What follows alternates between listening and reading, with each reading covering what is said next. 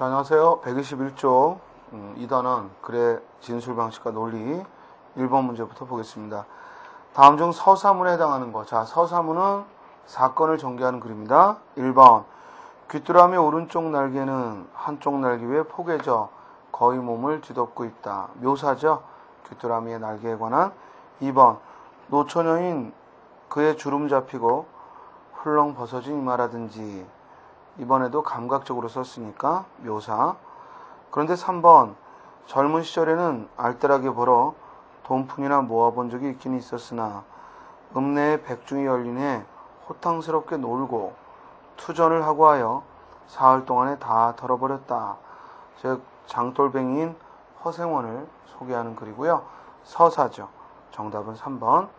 4번 황진이가 남긴 시가의 특징은 한이다. 따라서 이는 의견을 말하고 있으니까 논증의 글이죠.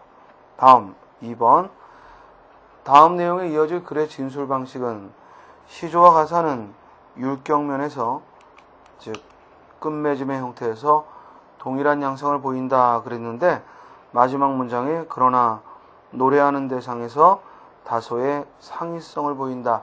차이점을 밝히니까 차이점을 밝히는 건 뭐야? 대조. 유추는 비유하여 설명하는 것이고 분석은 그 구성 요소로 설명하는 것이고 반면에 예시는 예를 들어 말해주는 거죠. 3번 다음 글과 진술 방식이 같은 거. 문법이란 언어의 기능면을 관찰하여 그 관찰한 바를 과학적으로 체계를 세우는 학문이다.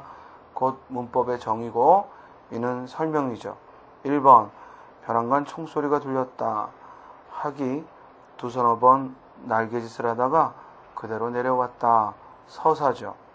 2번 임신 중 흡연은 태아가 성장하면서 사회에 적응하기 어렵게 한다.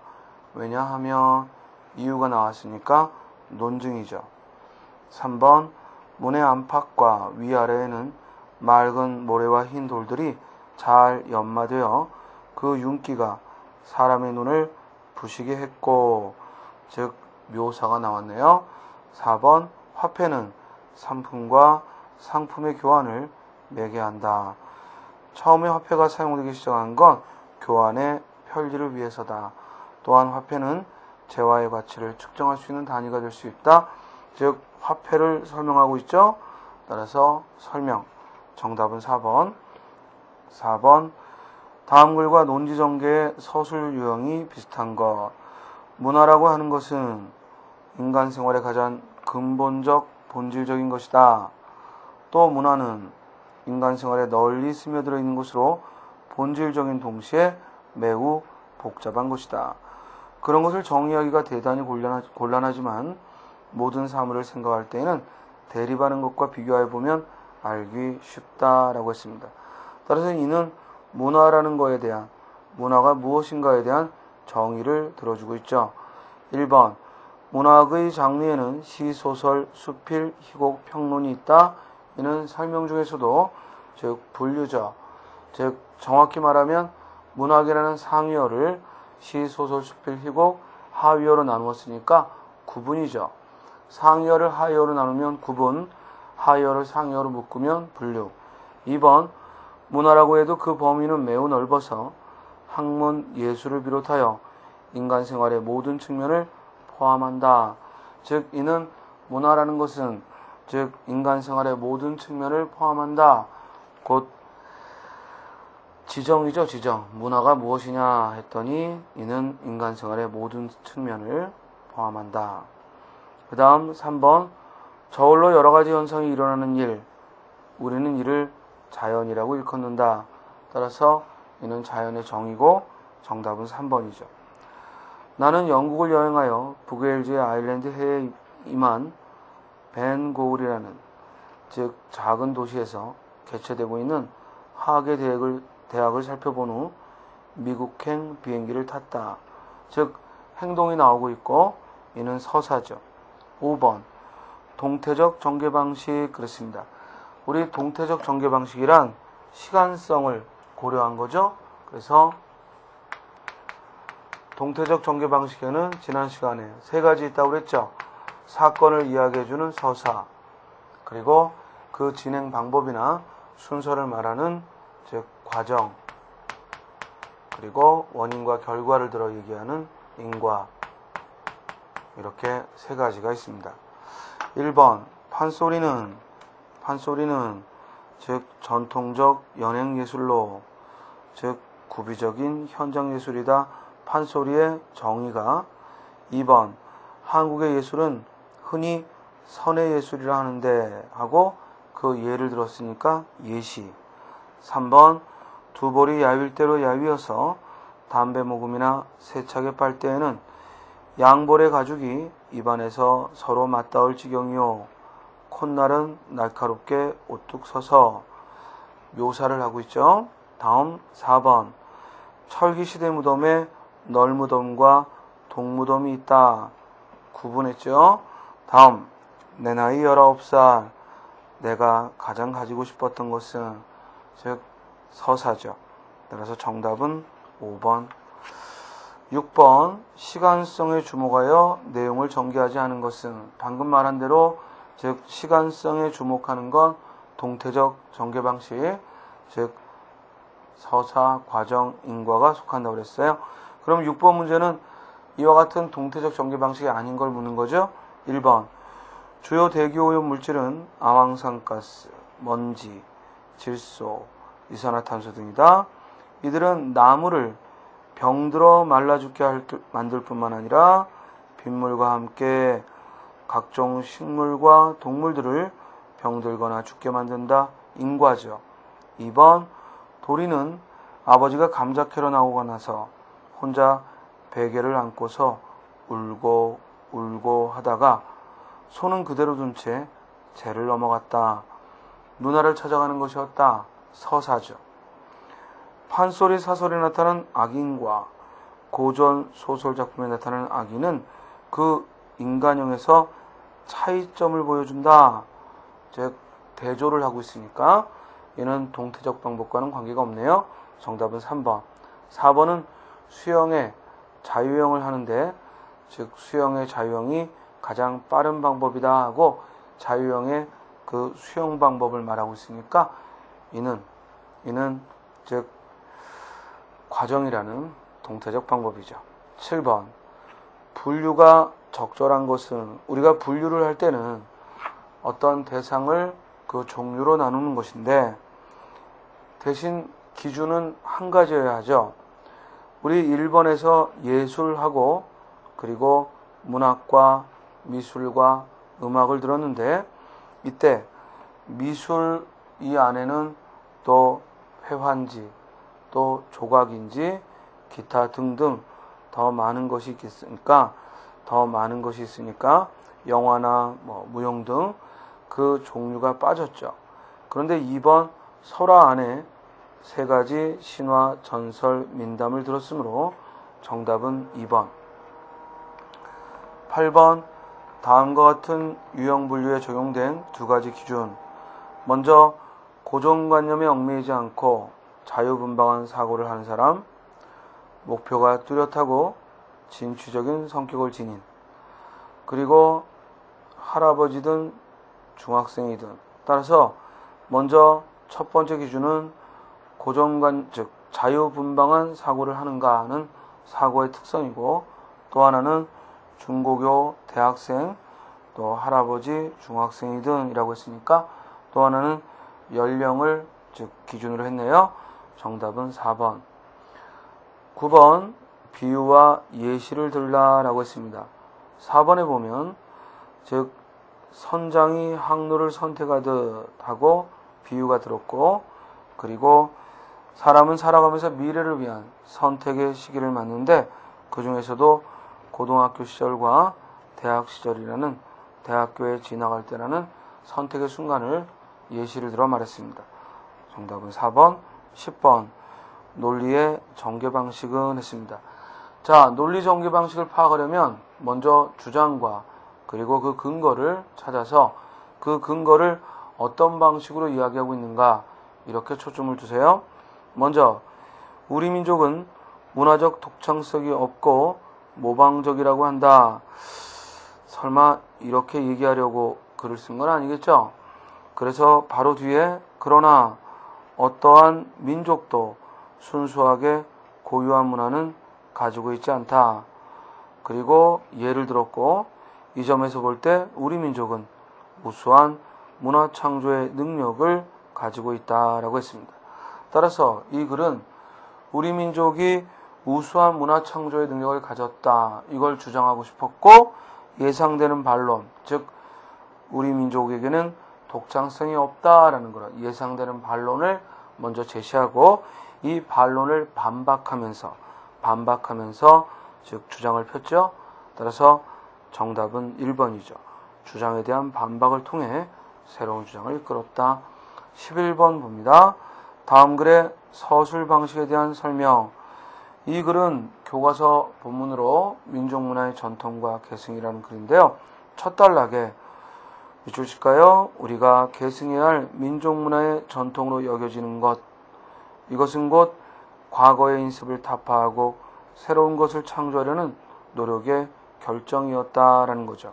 그리고 그 예로서 세종대왕의 훈민정음, 겸재정선이나 단원 김홍도 이렇게 예를 들어서 결론을 이끌어냈습니다. 정답은 1번. 12번. 다음 글의 전개 방식을 물었습니다. 먼저 이 글에서는 학문의 궁극적 목적은 무엇인가? 이는 그 자체의 추궁의 즐거움을 가져오는 것은 다름 아닌 진리를 탐구하기 때문이다. 따라서 첫 단락은 학문의 목적은 진리 탐구에 있다라고 했습니다. 그리고 두 번째 단락에서 이렇게 말하면 또 진리 탐구는 해서 무엇하나 할지 모르나 학문의 목적은 그로써 족한 것이다. 즉 이렇게 예상되는 반론을 설정해서 이를 비판하며 글을 전개했죠. 세 번째 단락도 세상에서는 흔히 학문밖에 모르는 상아탑 속의 연구생활이 현실을 도피한 것이라고 비난하기 일쑤지만 상아탑의 덕택이 큰 것임을 알아야 한다. 따라서 항상 글을 전개하는 데 있어서 예상되고 있는 반론을 공격하며 글을 썼지요. 따라서 정답은 4번. 13번. 진술 방식이 다른 하나는 1번. A 음식점에서 밥을 먹은 사람들의 다수가 식중독에 걸렸고 그 사람들에게 물어보니 모두 냉면을 먹었다고 한다. 그러므로 냉면이 식중독의 원인이다. 즉 구체적인 통계 속에서 공통점을 찾아서 식중독의 원인이 냉면임을 밝히고 있으니까 이런 걸 귀납적 전개라고 하죠. 2번. 이번에도 한국 고등학교 3학년 학생의 40% 이상이 안경을 낀 것을 보고 우리나라 고등학생의 3명 중 1명은 안경을 끼었다라고 보는 것도 역시 구체적인 통계 속에 결론을 도출하고 있으므로 귀납법. 3번에서도 여름에 일을 할 때 땀이 나고 겨울에 등산을 하면 몸이 더워진다. 따라서 몸이 더워지면 땀이 난다라는 결론을 내렸죠. 역시 주장과 근거를 비교했을 때 근거가 구체적인 걸 들면 귀납. 4번.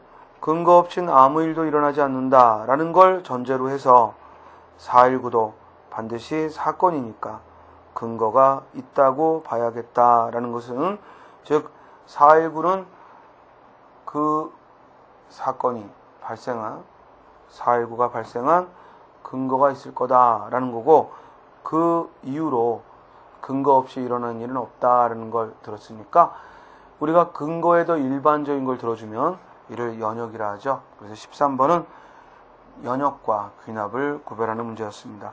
14번. 다음 글의 추론 방법은 모든 사회는 그 시대에 따르는 문제를 안고 있다. 이를 전제로 해서 따라서 우리가 사는 사회도 여러 가지 과제를 지니고 있다라고 했죠. 따라서 이 글은 일반적 전제 속에 구체적 결론을 내렸으니까 이는 연역이죠. 정답은 1번, 15번. 밑줄 친 부분과 추론 방식이 다른 것은 하고 물었습니다.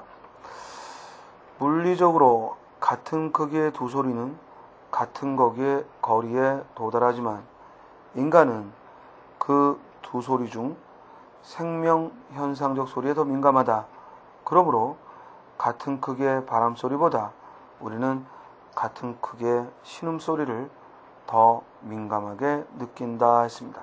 자, 지금 이 글은 즉 제시된 글은 우리는 같은 소리를, 즉 생명현상에 민감한 소리에, 생명현상의 소리에 더 민감하다고 했고, 그래서 우리는 바람소리보다는 사람이 내는 신음소리에 더 민감하다 했어요.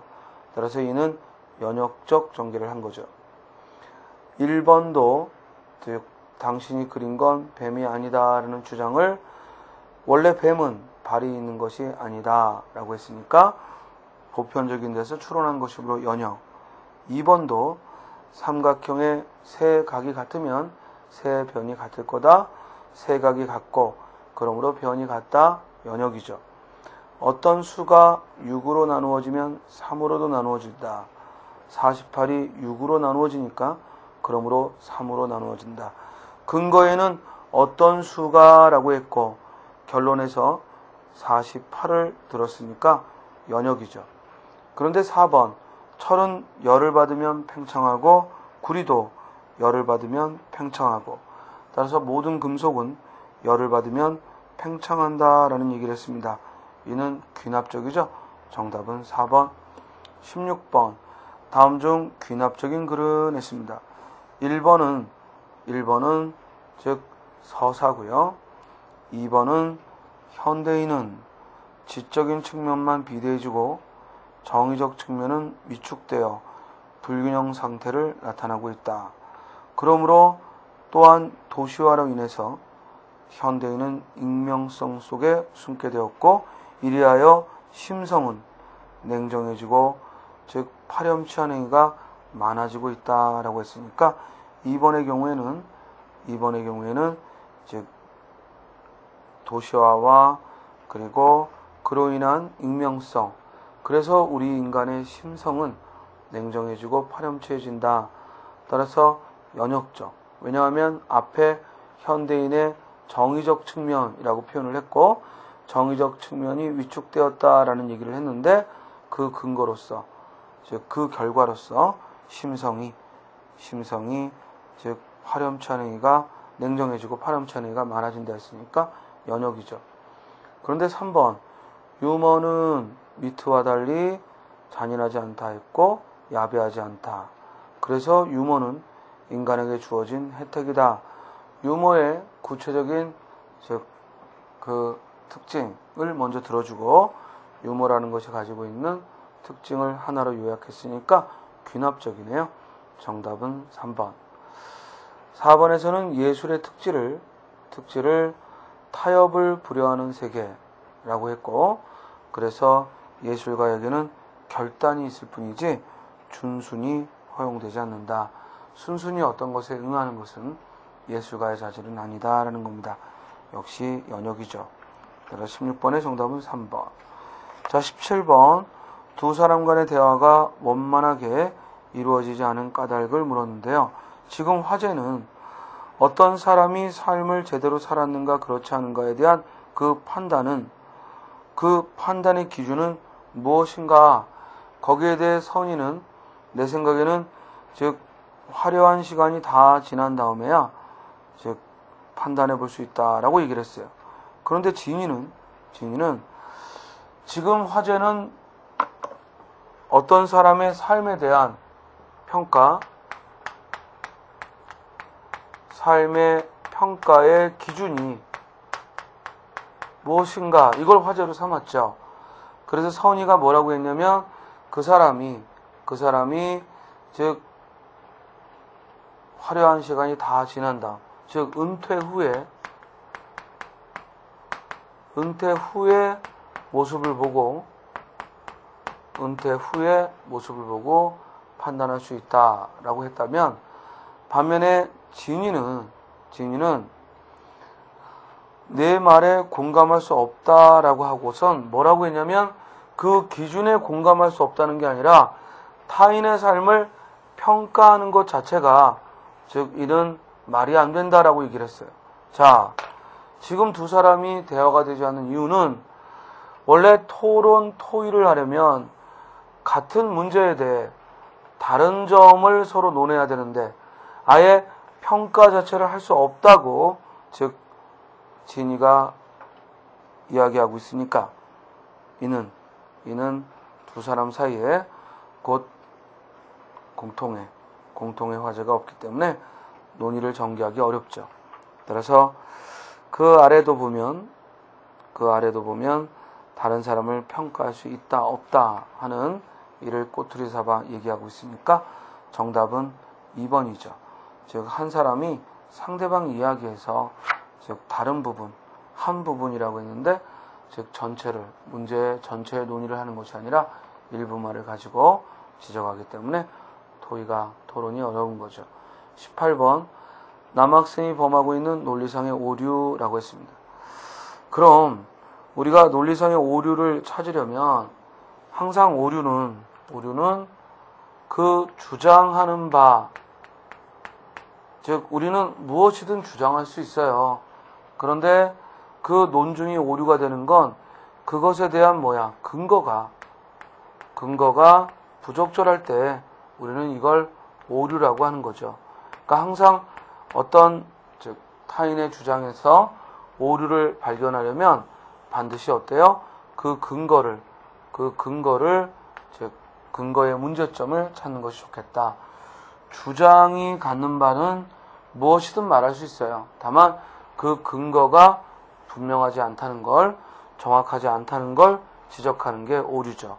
그러면 18번에서 남학생은 학교 주변의 폭력이 심각하다는 말을 하는데 다들 말만 앞세웠지 실질적인 대책은 없는 것 같아 라고 했어요. 그래서 폭력 예방에 대한 실질적 대책이 없다라는 게 남학생의 주장이에요. 그러면서 여학생이 그러나 나는 학교 폭력의 경우는 폭력을 당한 학생이나 행사한 학생이나 다 같이 피해자라고 생각하고 있어 라고 했더니 남학생은 폭력을 행사하는 학생도 불쌍하다고? 말도 안 돼 라고 하면서 즉 내가 폭력을 안 당해봐서 그렇지 너나 내 동생이 돈을 빼앗기고 매를 맞았다고 해봐. 그래도 그런 말을 할 수 있겠니? 자, 이는 상대방의 어때요? 감정을 자극해서 즉 자기 주장을 펴는 것이므로 1번이 답이 되겠죠. 감정에 고소한 오류입니다. 19번 기업과 같은 오류는 회개하란 말이냐? 안 한단 말이냐? 우리 이렇게 선택의 폭이 즉 두 가지 즉 선택의 아예 상대방에게 즉 주장을 펴거나 질문을 할 때 이것이냐 저것이냐 하는 이런 두 가지 경우만을 들어줬을 때 이를 우리는 양도 논법의 오류라고 해요. 따라서 1번 신의 존재를 믿지 않는다고? 그럼 당신은 무신론자군요. 즉 신을 믿으면 유신론이요. 신의 존재를 믿지 않는다 하면 무신론이다. 이 역시 즉 양도 논법이죠. 그런데 2번 너 어제 극장에 누구랑 함께 갔니? 영이랑 갔니? 아니면 숙희랑 갔니? 자, 지금 2번은 역시 경우의 수를 둘만 줬으니까 양도 논법이 가능한데 문제는 지금 윗글에서의 기억의 진술은 지금 내가 여기서 말하는 건 너와 교리를 다투자는 게 아니니까 내 소행을 어떻게 생각하느냐 그랬더니 저도 그렇게 생각하지 않는다 했더니 회개한단 말이냐 안 한단 말이냐 하고 아예 처음부터 회개를 전제하고 즉 두 가지 경우를 들었으니까 이는 바로 양도 논법의 오류이면서 동시에 질문 자체를 유도신문을 하는 거거든요. 즉 아예 처음부터 회개할 게 있느냐 없느냐가 아니라 회개를 하느냐 안 하느냐를 말해서 즉 화제를 아예 제한해버리고 양도는법을 범하니까 이는 2번이 더 가깝고, 이런 걸 우리가 유도신문의 오류라고 이야기를 합니다. 3번은 그가 너의 숭배자라고 하는데, 너를 숭배하는 자가 있다는 건 놀라운 일이야. 이는 뭐 비아냥되는 거죠. 그리고 4번, 모든 죄인은 감옥에 가야 한다. 그런데 성경에서 인간은 죄인이라고, 그러므로 인간은 감옥에 가야 한다. 여기서 죄인을 이 글에서는 두 가지 의미로 썼죠. 하나는 신앙적 의미로 써요, 죄인. 또 하나는 범법자를 가리킨단 말이야. 이렇게 한 단어가 둘 이상의 의미로 쓰이는 걸 우리가 애매어의 오류라고 합니다. 20번, 근면하면 성공한다. 그는 근면하지 못한다. 따라서 그는 성공하지 못할 거다. 우리 이걸 무엇이라고 하냐면 정권 부정의 오류라고 하는데요. 우리가 특히 3단 논법의 연역법에서는 x는 y다. 즉 이렇게 전제가 모든 x는 y다. 그러면 먼저 내가 주장하고자 하는 가가 참이라는 걸, y라는 걸 이야기하려면 가는, 즉 어떤 가는 x다를 먼저 즉 증명하고, 따라서 어떤 가는 y다라고 결론을 내리는 거예요. 그래서 우리가 이를 3단 문법에서는 전건을 먼저 긍정을 해야 곧 후건이 긍정된다는 이런 규칙으로 이야기를 합니다. 그런데 지금 여기서는 근면하면 성공한다라고 전제를 했다면, 그가 성공할지 성공하지 못할지를 증명하려면 먼저 그가 근면하다 또는 성공하지 못한다 이를 얘기해야 되는데, 지금 이 경우에는 근면하지 못한다라는 말을 했으니까 이는 정권 부정의 오류죠. 2번도 비가 오면 땅이 젖는다 했는데 먼저 오늘 비가 왔다, 그러므로 땅이 젖었다라고 진행을 해야죠. 정답은 2번.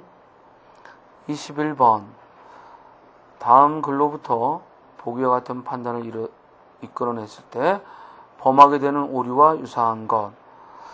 자, 지금 윗글에 제시된 글에서는 곧 화폐를 처음 주조할 때 구리를 너무 아낀 나머지 화폐의 크기나 모양을 작게 만들었고, 그래서 이렇게 주조한 화폐는 쓸모가 있었는데 최근 주조한 건 쉽게 깨지고 부스러져서 이대로 가면 화폐가 사라질 거고, 그런 다음 다시 화폐를 주조하자면 국가적으로 막대한 비용이 들 거다라는 얘기를 했어요.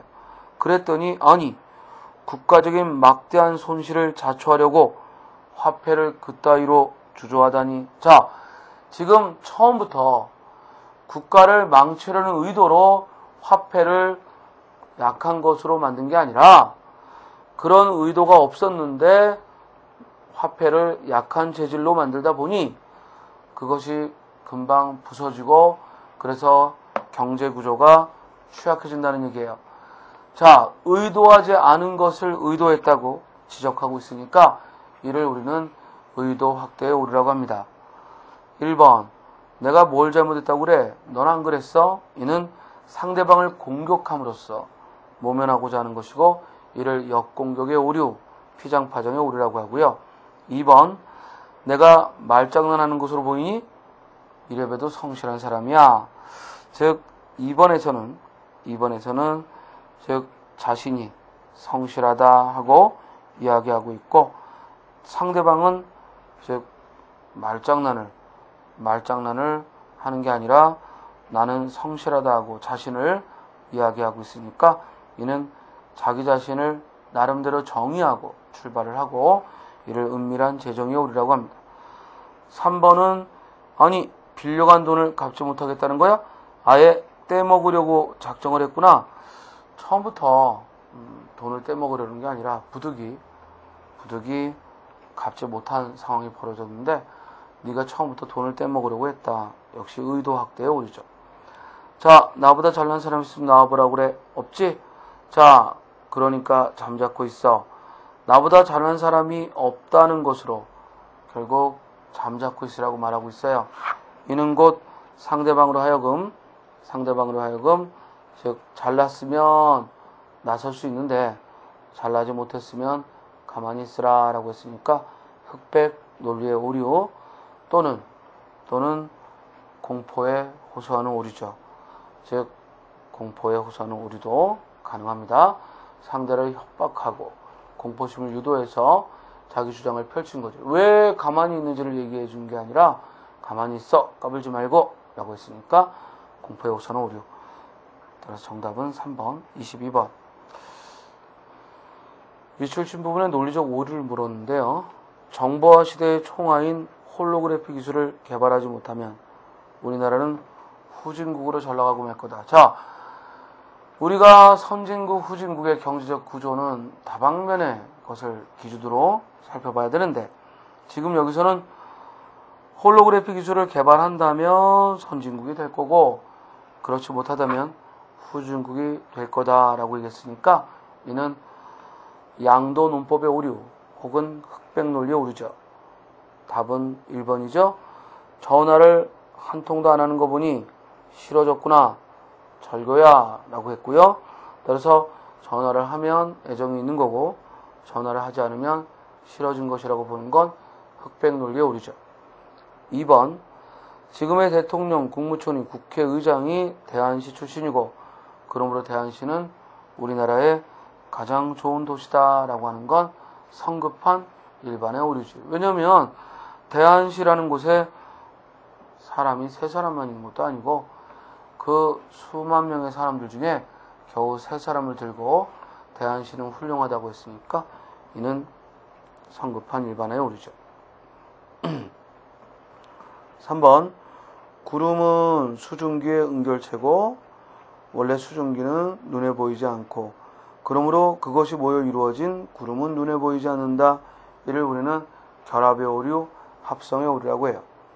4번 죄인은 감옥에 가야 하고 성경에 보면 죄인이라고 한다. 아까 했지? 애매어의 오류고. 5번 그가 발표한 이론은 믿을 수가 없어요. 그는 후진국에서 온 학자니까 라고 했으니까 후진국에서 왔으니까 그 학술적 논문도 후질 거다라고 보는 거죠. 이는 무슨 오류? 즉 발생학적 오류. 콩 심은 데 콩 나고 팥 심은 데 팥 난다 하는 발생학적 오류입니다. 자, 이제 여러분들하고 독해에 필요한 이론적인 걸 점검하는 심화 문제를 풀었고요. 거기 3단원에 있는 여러 가지 글의 독해는 앞에서 배웠던 독해의 유형들을 가지고 한 문제 검토해 보시고 그리고 여러분들이 각자 해설을 보고 참고 하시고요. 다음 시간에는 현대문학부터 또 우리가 문학에서 알아야 될 점들을 돌아보도록 하겠습니다. 예, 수고하셨습니다.